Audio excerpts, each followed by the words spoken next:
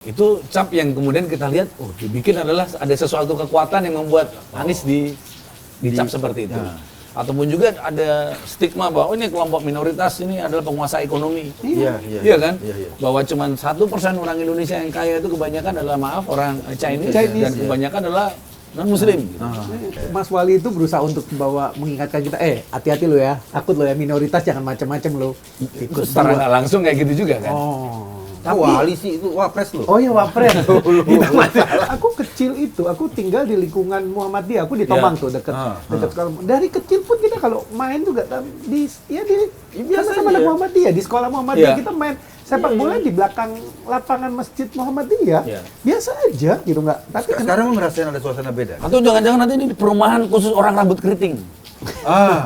Perumahan khusus orang yang beratnya di atas 100 kg. buru-buru buka restoran di sana. Mengucapkan selamat Natal kepada teman-teman Katolik, Kristen, itu boleh. Yang diharamkan itu mengucapkan Natal kepada sesama Muslim, bro. Iya. Nggak ngerayain kan. Sama juga mengucapkan selamat ulang tahun pada orang yang tidak berbeda lain. Bro, lo kemarin di fenomena Pilkada Jakarta itu gue ada lihat fenomena menarik. Suara Dharma Porengkun yang katanya itu ya underdog lah ya. Dia calon independen, bahkan KTP-nya dulu waktu ngumpulin juga diragukan. Tiba-tiba suaranya naik loh, sampai 10% ya. Dan ada satu analis yang mengatakan bahwa ini kebanyakan suara teman-teman minoritas. Karena asumsinya ketika dia mau ngasih suara ke RK ada FPI. Mereka pasti ada secara ideologis gitu agak punya jarak lah. Ketika mau ke Mas Pram, ada Mas Anies yang mereka pasti punya ingatan tahun 2017 kemarin Pilkada Jakarta yang sangat berbenturan gitu loh. Nah, lo lihat fenomena ini kan kalau kita lihat Dharma Porengkun, kalau kita nonton debat-debatnya itu kan agak lucu ya. Apa ya kalau sebagai orang yang biasa kita nonton ngomong soal konspirasi global, COVID kan agak lucu. Tapi kok teman-teman yang suara-suara minoritas itu kok banyak ke sana? Ini kenyataannya gitu kok, Mas. Oh ya? Teman-teman aku yang kita banyak grup-grup yang sebenarnya kita dari satu sekolah yang sebenarnya minoritas yang suara gitu kan. Lu ini double minoritas. Iya, double minoritas. Lu Chinese. Agamanya enggak. Agama lu Muslim. Iya. Itu memang benar di grup-grup itu mereka bawa nggak mau ke kanan, nggak mau ke kiri. Apalagi kan sebenarnya terakhir-terakhir baru pada saat Anies tiba-tiba mau bersama Pram, dia mau bantu Pram, anak Abah di sana, di semua grup WhatsApp tuh. Makanya kalau boleh lihat Jakarta Barat salah satu di mana suaranya tinggi banget. Karena memang itu kelompok minoritas bahwa kanan kiri ini bahwa buat mereka nggak oke. Makanya golput juga tinggi. Termasuk ibuku juga udah males begitu bahwa percuma gitu kanan kiri gitu. Yang dirusak juga banyak kan? Iya, karena memang pada dasarnya seperti itu gitu kan. Artinya gini, bahwa mereka masih, teman-teman minoritas itu masih melihat ada problem ideologis lah ya. Nggak besar, betul nggak besar. Karena kan makanya kita balik apakah sebenarnya waktu di 2019 antara Ahok dan Anies itu sampai 2017 begitu kenceng. Apakah itu memang benar-benar seperti itu kan ideologis atau politis ya? Kita nggak tahu itu. Karena kemungkinan bisa politis meskipun ini ada ya beberapa teman-teman yang minoritas. Saya sih minoritas, bukan double single saya. Kalau single minority, ini double minority. Gua dong mayoritas. Ini ada juga yang berpikir seperti itu, tapi sebenarnya nggak terlalu besar juga ketika Pilkada Jakarta ini, karena kemudian berpikir ya saatnya. Buktinya beberapa teman-teman Ahokers ataupun anak Abah yang kemudian bisa bertemu di sini, bahkan beberapa kali pertemuan di sini pun mereka juga mencairkan itu. Mereka ketika di Mas Pram kemarin Ahoker sama anak Abah duduk bareng, mereka bekerja bersama itu juga ada, dan itu satu sisi memang sebenarnya ada juga dan banyak, karena menurut saya lebih banyak yang mau tetap bisa menerima perbedaan ini. Meskipun ada juga yang khawatir, dan itu jumlah persentasenya kalau menurut saya lebih banyak yang bisa menerima perbedaan, bahwa konflik tahun 2017 itu mungkin memang murni konflik politik, bukan ideologis gitu. Karena apa memang itu diciptakan gitu. Karena kita ditakut-takuti bahwa wah sebelah sana bahwa apa memang seperti itu gitu. Kemungkinan kalau menurut saya ya, menurut saya misalnya saya melihat sosok seorang Anies Baswedan gitu. Kan dicap Anies Baswedan itu radikal. Iya. Pernah ada cap kayak gitu. Iya, gitu. Itu cap yang kemudian kita lihat, dibikin adalah ada sesuatu kekuatan yang membuat Anies dicap seperti itu. Ataupun juga ada stigma bahwa ini kelompok minoritas ini adalah penguasa ekonomi. Iya kan? Bahwa cuma 1% orang Indonesia yang kaya itu kebanyakan adalah orang Chinese dan kebanyakan adalah non-Muslim. Gitu. Dan ini selalu kayak dibikin strategi aja, kemungkinan ya kayak bikinnya seperti itu. Jadi seolah-olah kita ini selalu, memang gue juga selalu sangat tidak sepakat ketika ada kategori mayoritas minoritas. Lo minoritas di sini, tapi lo sebagai laki-laki di rumah lo bisa jadi mayoritas gitu loh. Jadi sebetulnya konsep mayoritas minoritas itu nggak jelas. Kita di kategori yang mana, gitu kan? Di kategori agama barangkali kita minoritas, tapi pada kategori yang lain kita mayoritas, gitu loh. Jadi persoalannya sekarang adalah ketika dulu tuh pada saat 2019-2014 ya, kan suasana politis itu sangat ada nuansa ideologis. Pak Jokowi berhadapan dengan Pak Prabowo waktu itu, Pak Prabowo didukung oleh kelompok-kelompok garis keras waktu itu ya, apalagi 2019, 2014 itu kan ada HTI gitu loh, FPI dan lain-lain. Sementara di sini dan kebanyakan minoritas gue yakin waktu itu ada di posisinya Pak Jokowi. Iya kan? Lalu ketika 2024 Pak Prabowo bergandengan dengan Pak Jokowi, stigma ideologis sudah hilang lagi tuh. Berubah lagi. Nah, teman-teman ngelihat sebetulnya problem kita ini di Indonesia ada nggak sih problem ideologis banget bahwa benar nih ada kebijakan minoritas seperti terpinggirkan, terutama ketika dalam konteks agama, dalam konteks apa, atau sebetulnya nggak ada seharian lo? Kalau melihatnya ini mungkin mau nggak tahu ya apakah itu memang sistematis dibuat, karena sebenarnya kayak saya banyak berteman dengan teman-teman yang Muslim pun gitu. Ada yang ngecap, wah teman dengan tampilan yang begitu kelihatan radikal, tapi mereka sangat toleransi. Jadi nggak, kalau dilihat-lihat ini memang tersistematis. Waktu kita mungkin 2014 itu saya pertama kali menggunakan hak pilih saya 2014, karena saya sebagai kaum minoritas juga, sebagai orang Katolik, berpikiran waktu itu, Jokowi kan menjanjikan banyak hal nih, kemudian didukung oleh teman-teman yang minoritas juga.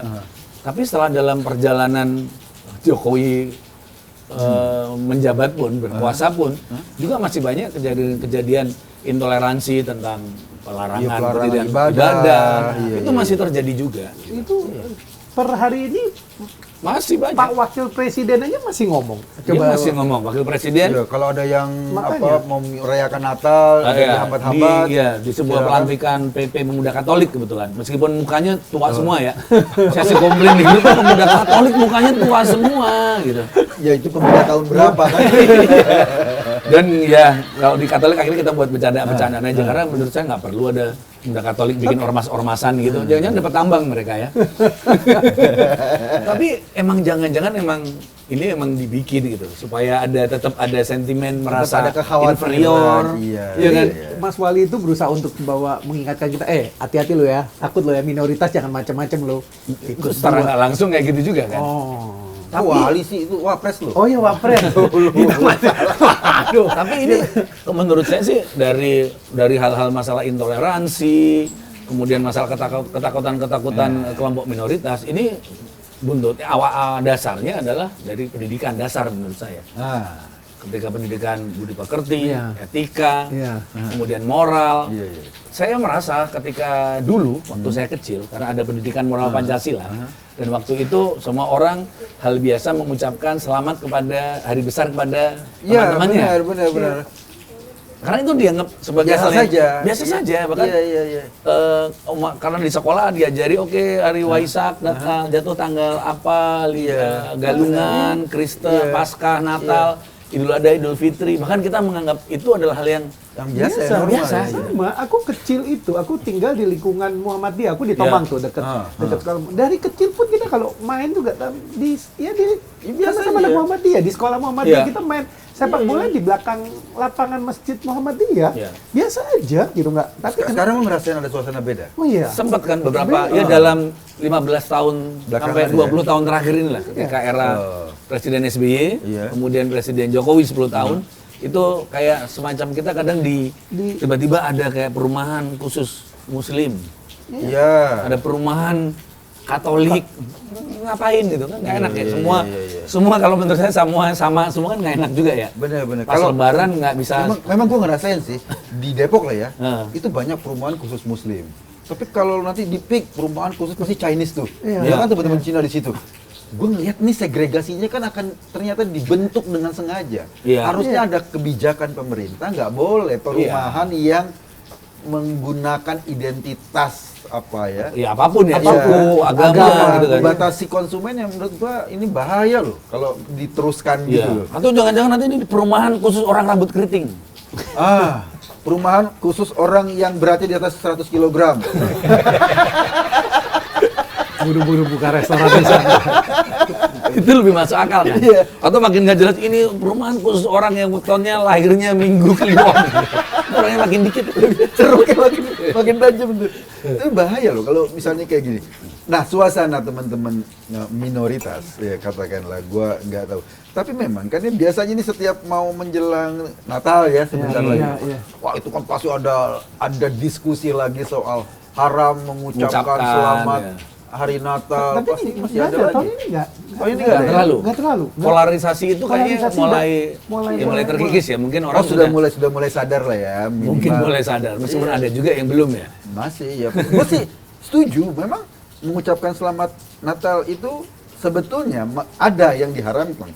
Mengucapkan selamat Natal kepada teman-teman Katolik, Kristen itu boleh. Yang diharamkan itu mengucapkan Natal kepada sesama Muslim, bro. Iya. Nggak ngerayain kan. Sama juga mengucapkan selamat ulang tahun pada orang yang tidak berulang tahun. Tidak boleh kan. Bener tuh fatwa itu. Ya itu hal-hal yang seperti ini kan kemudian ya kami sih kalau kami di kelompok minoritas ya dulu kan bahkan secara politik gitu kan dulu kalau kita lihat orde lama itu kan ada banyak partai-partai Berbasis agama ya. berbasis agama Iya, iya. yang kemudian katanya rencana awalnya itu akan digabungkan di P3 dulunya. Iya. Saya dengar-dengar gitu. yang Islam.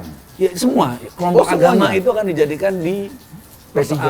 Itu gabung tuh. Semua. Enggak, tapi termasuk kemudian mereka kan berpikir secara ideologi susah ini. Ya, Akhirnya banyak bergabunglah dengan PDI yang Kristen Katolik di PDI, yang Muslim di makanya di P3. P3.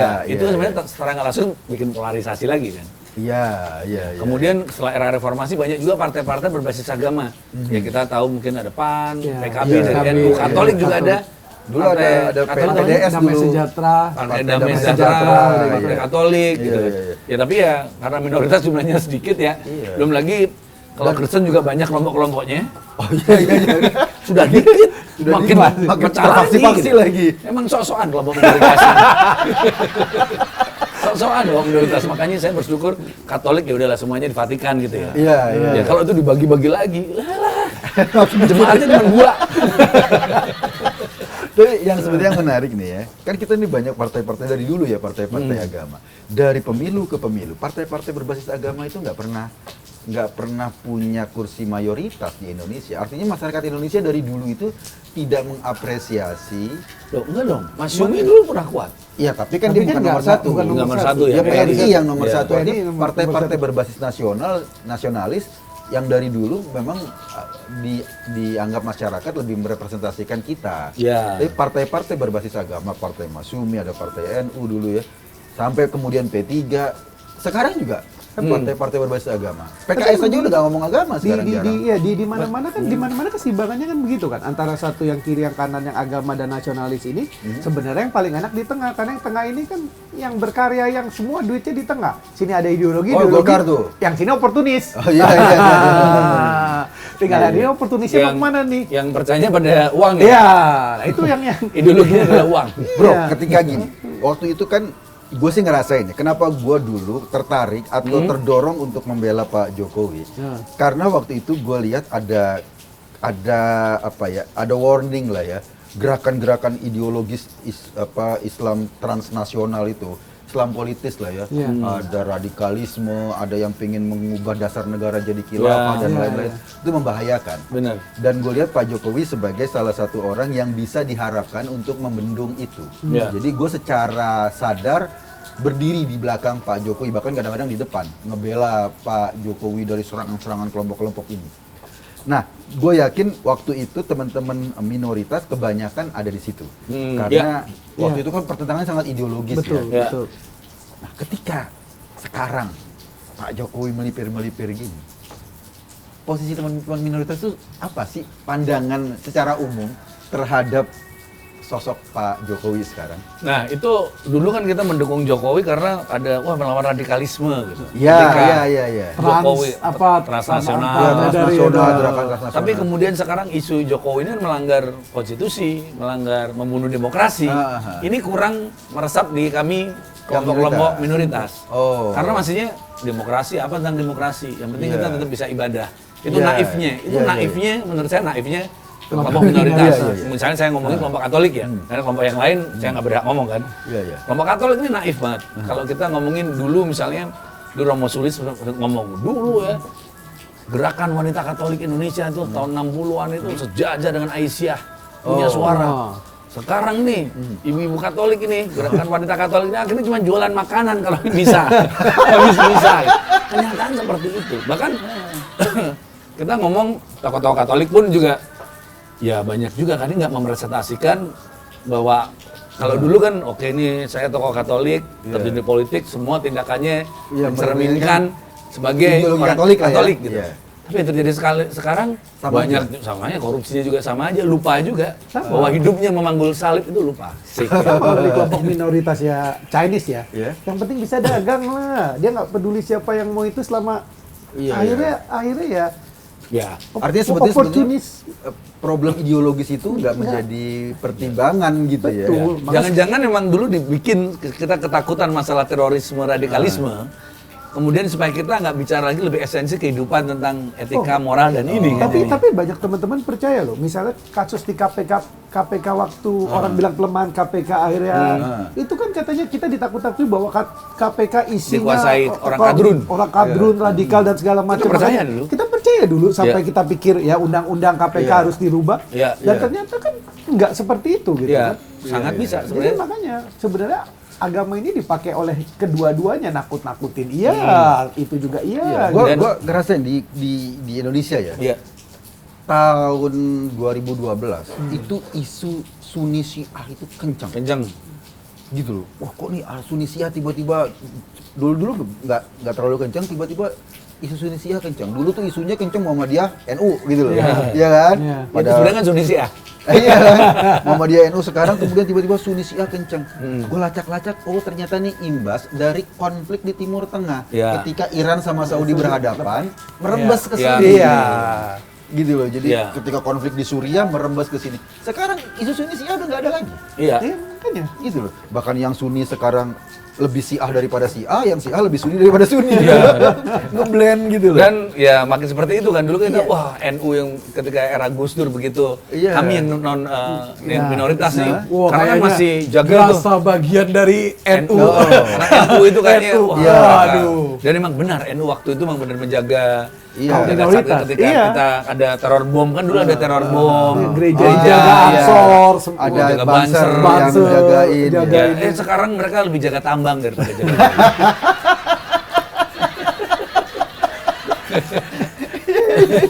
Ya ini kan sekarang biasanya diskusi-diskusi ini menjelang Natal.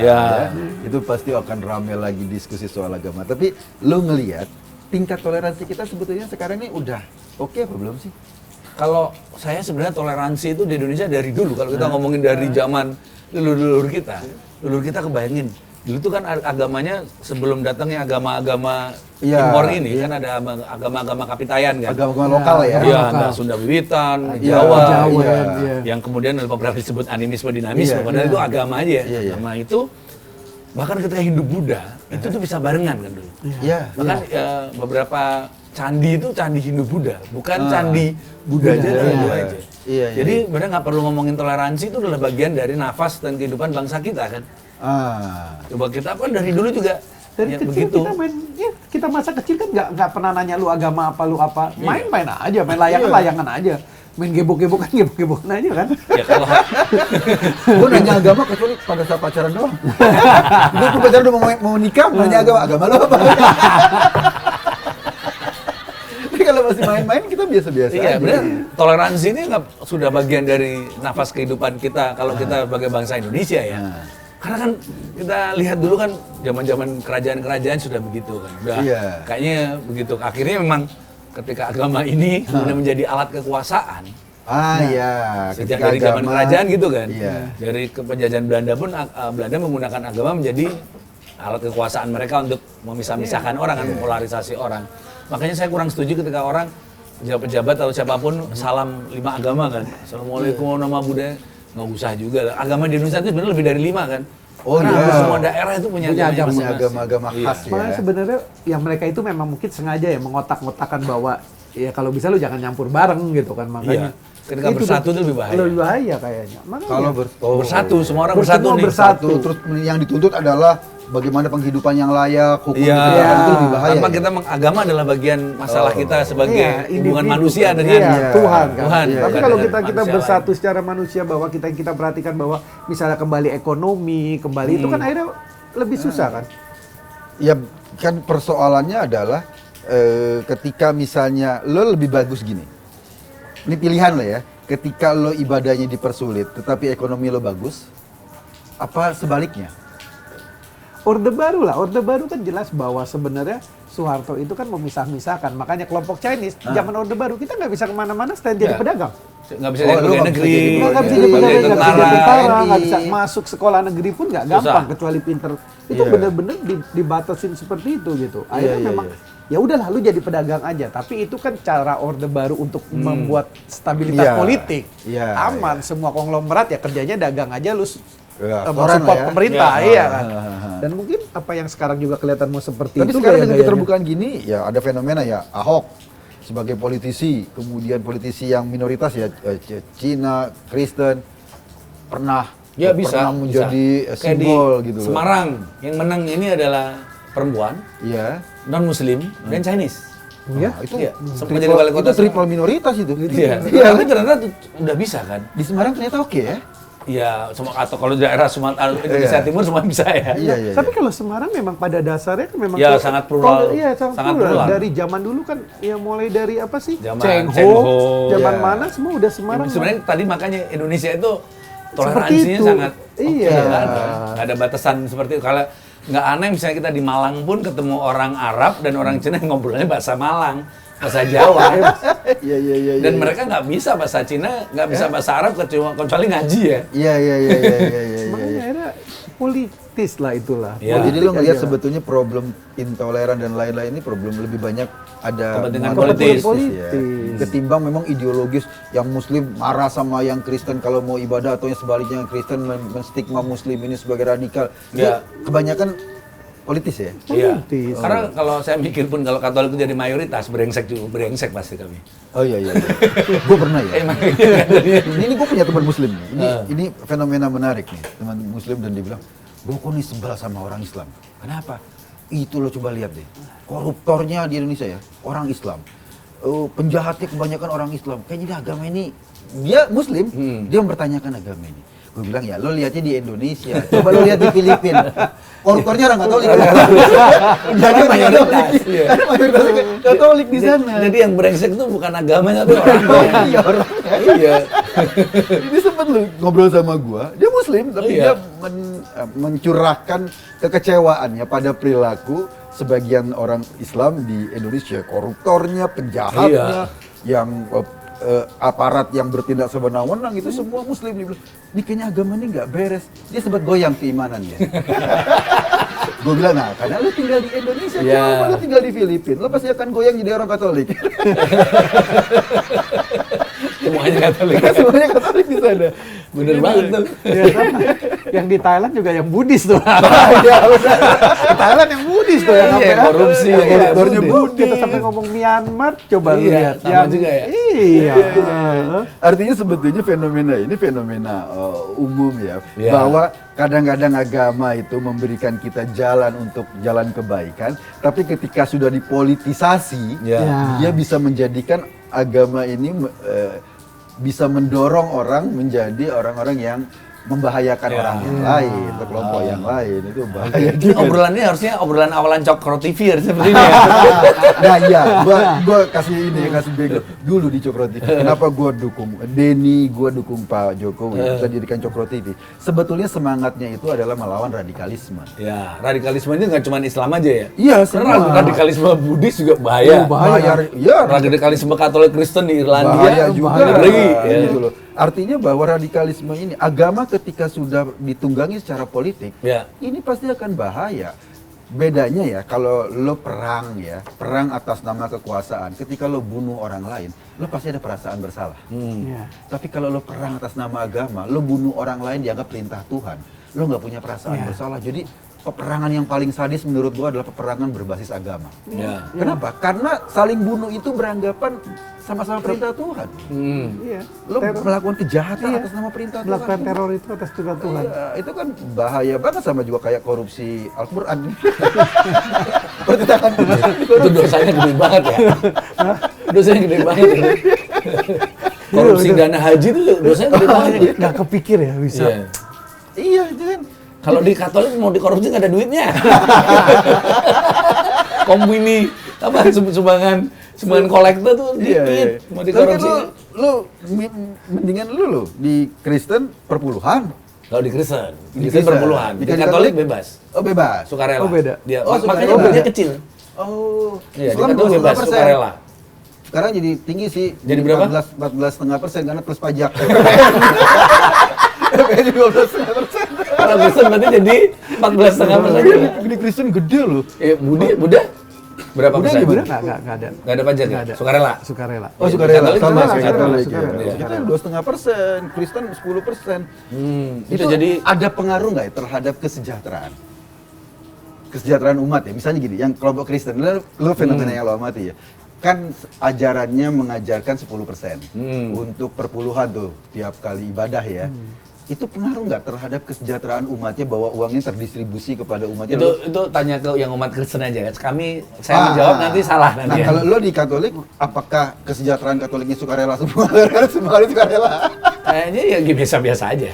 Biasa-biasa Karena aja. pendetanya kan semuanya kalau di Katolik tuh dari sebuah gereja hasil kolektor dikumpulin, kemudian akan dikumpulin lagi ke misalnya ke Keuskupan Agung semua, nanti akan dibagi Oh, didistribusi dari sana. distribusinya itu. Jadi Oh. supaya karena kan semuanya kalau di Katolik kan berkiblat satu di Vatikan kan. Kalau di sini berarti iya. Keuskupan Agung Iya. Jakarta ada kardinal. Nah itu kan dibagi sesuai dengan kebutuhan tiap gereja dan kebutuhannya masing-masing. Oh, iya iya. Seperti kalau Jemaatnya Kristen daerah karena tersebut. grupnya kan banyak ya. Oh iya, Kristen Ada ada GKI, ada KBP, ada kelompok ini, Iya. kelompok ini. Ada juga yang pendetanya makin kaya. Ya, Di Buddhis hampir sama kayak Katolik lah. Jadi ya itu dikelola oleh sangga. Sangga itu gabungan dari pemimpin umatnya Iya, gitu iya, bahwa iya. mereka Oh, bante-bante mengelola itu. di situ tuh Iya, ya? bante-bante Iya. itu dia mengolah itu. Karena pada dasarnya kan bante itu nggak pegang duit dan nggak bisa belanja.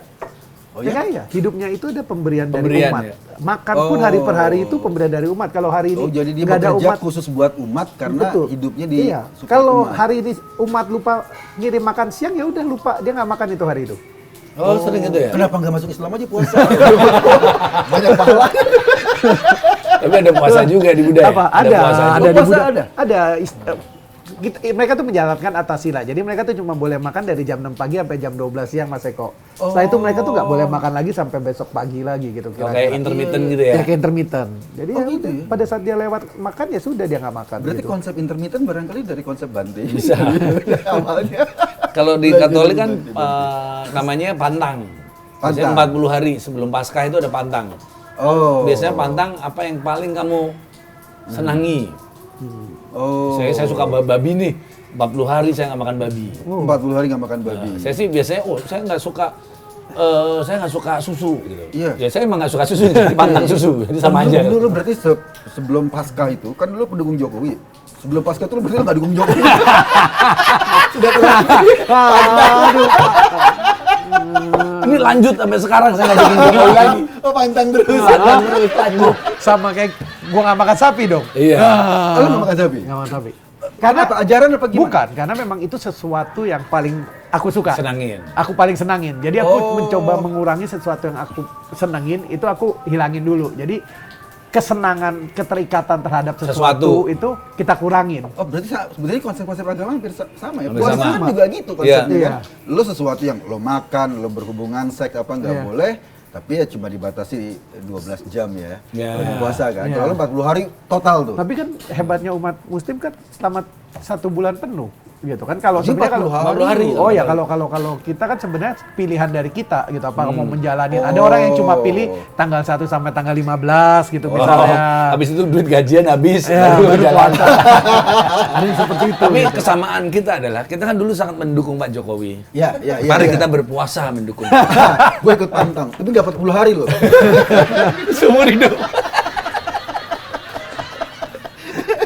Oke, ini seru loh obrolannya. Ini Erwin mewakili Cina Buddhis dulu, double minority. Gua Muslim, Aji Katolik, tapi kita satu meja seru. Dan ini menggambarkan Indonesia kayak gini Ya, sebenarnya. di mana-mana Indonesia. Kita kayak bisa membicarakan perbedaan dengan cara yang asik. Ya, Ya. mudah-mudahan kita bisa kayak gini terus kan. Ya. gitu. Ya. Kita ketemu lagi besok ya. Thank you.